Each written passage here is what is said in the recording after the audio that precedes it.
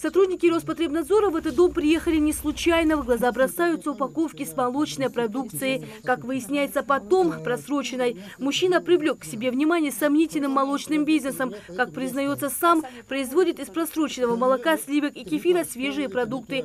Сергей Собянин по документам, больше знакомый местным жителям, как Мухаммед, уверяет, закон не нарушал, сам технолог по образованию. Вы его сейчас попробуйте, это лучше, чем магазин. Дайте посмотрю. Это намного лучше, чем магазин. Срок вышел. Срок вышел, его нельзя продавать.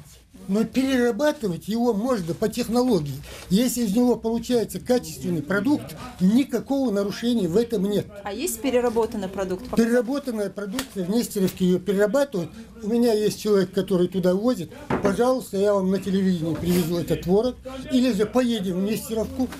Или же здесь из него я вам могу переработать, здесь сделать творог. Мужчина уверяет сотрудников Роспотребнадзора и нашу съемочную группу, здесь все как и принято в бизнесе. Есть определенные поставщики, закупщики и, разумеется, покупатели. Во всей этой сомнительной истории есть одно но. Молочная продукция здесь не производилась. Просто Собянин продавал просроченное молоко, переливая его в обычные бутылки без этикеток. В свою очередь, предполагаемый закупщик Ваха уверяет, что продукцию брал для личного пользования.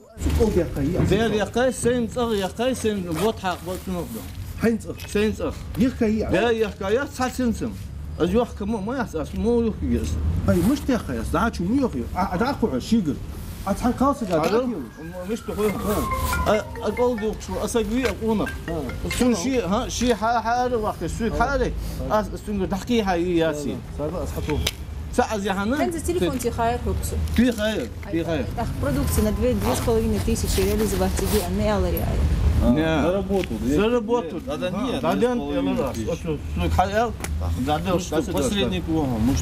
Более того, Ваха рассказывает, просто не знал, что срок годности продукции, которую он брал, истек пару месяцев назад.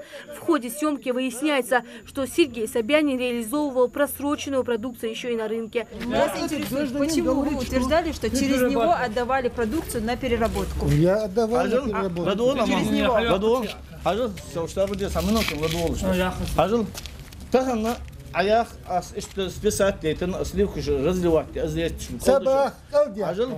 أصلاً دياجر دهون سويجر قلدسة يا سويجر همسة يا أصليكوش أسيد شو دهون بطحة سيشنا دهون دوي دايح يلا كسونا بيئة دهون إحدى الله يرد الحمد لله شدات أيس دينا ديس أز بعض بعمل الله شو قاعد أخي تيجي أشيشنا شو أصليكوش الله يوركش أش ليتنا دهون يا توجد ترجع وال تام نربوتي دهون Он продавал? Я рыбу продавал. Он эту продукцию продавал? Он продавал, и там люди продавали. Я не продавал эту продукцию на рынке. Наказание нарушителю прав потребителей не избежать. Против недобросовестного предпринимателя будет возбуждено административное дело.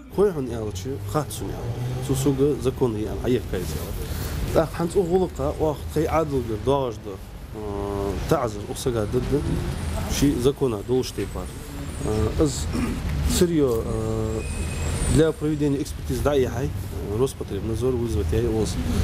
Результат в соответствии с законом Уважаемые покупатели, жители нашей республики, убедительно вас просим не покупать такого рода сомнительные товары, без маркировки, без ничего. Любая продукция, даже консервированные продукты, как я уже отметил, кондитерские, без маркировки не покупать, потому что есть опасность, что вам реализуют просроченную продукцию. На анализ отобранной этой продукции у нас будет анализ.